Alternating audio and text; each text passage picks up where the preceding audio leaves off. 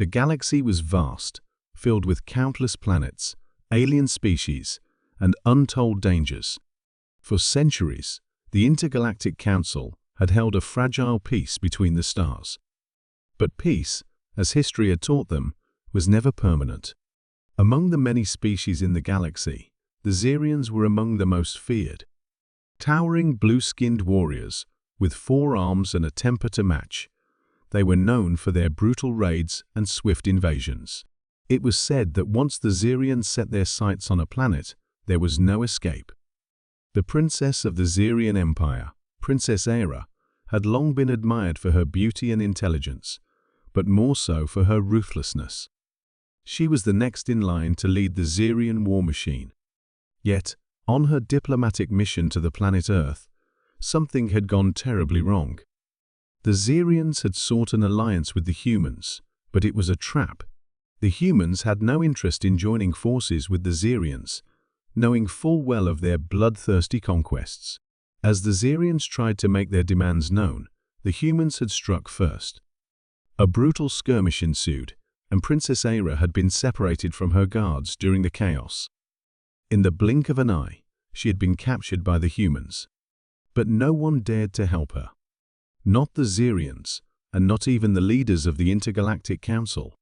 The princess, once a force of nature, now found herself alone, unarmed, and far from her people, stranded in a strange, hostile world.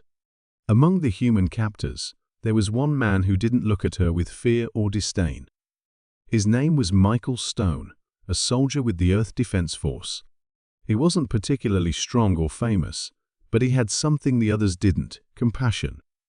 Michael had witnessed the fall of the Xerian forces on Earth, their ships torn apart in the skies, and their warriors defeated on the ground. But amidst all the carnage, he saw something that no one else seemed to notice: Princess Aera.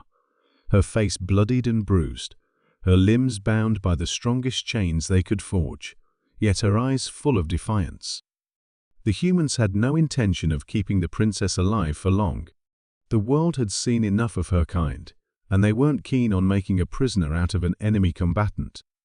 To most, the idea of saving her, let alone aiding her escape, was madness. But for Michael, there was something different about this princess. There was a strange vulnerability in her that spoke to him.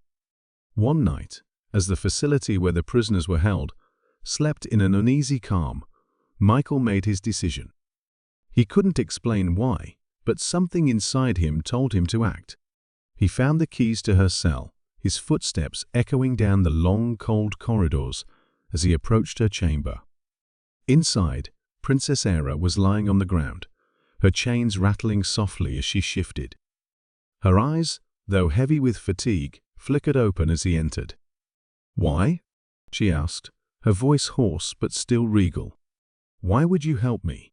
Michael stood there for a moment, unsure of what to say. He could have walked away, but something deep inside him urged him to stay. "Because," he began slowly, "you don't deserve this. No one should be treated like an animal. And you're not the enemy. You're a person just like me." The princess stared at him, disbelief evident in her gaze. The notion that anyone, especially a human, would show kindness to her after everything that had happened seemed utterly alien to her. Her entire existence had been forged in the fires of war, and kindness was a concept she had long abandoned. "I am a princess of the Xerian Empire," she said, trying to stand but faltering. "I command armies. I lead worlds. And yet, here I am, in chains." Michael stepped forward and knelt beside her. "Not anymore. Not here." He unlocked the shackles around her wrists, his hands steady, but his heart racing. "I don't know what the Xerians did to you, but I know what they've done to us. This isn't about that. It's about you." Princess Aera tried to comprehend the absurdity of it all. This human, this soldier, was speaking to her not as an enemy, but as an equal. He saw her as more than a title, more than a symbol of the Xerian Empire. He saw her humanity. "You're risking your life," she said, almost a whisper. "Why?" What do you expect from me?" Michael gave her a small, uncertain smile. "Nothing. I don't expect anything. I just can't stand by and let someone suffer when I have the power to help."